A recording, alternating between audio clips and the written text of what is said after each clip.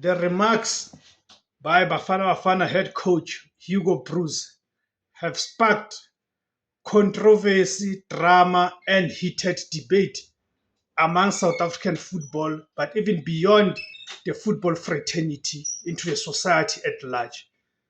This was sparked by Coach Hugo Broos's reaction to two issues, but involving one individual, one player, Mbekezeli Mbokazi.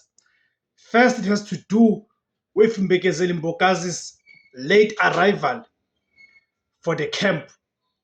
As you know, Bafana Bafana are camping and preparing for the AFCON 2026 that will take place in Morocco starting on the 21st of December.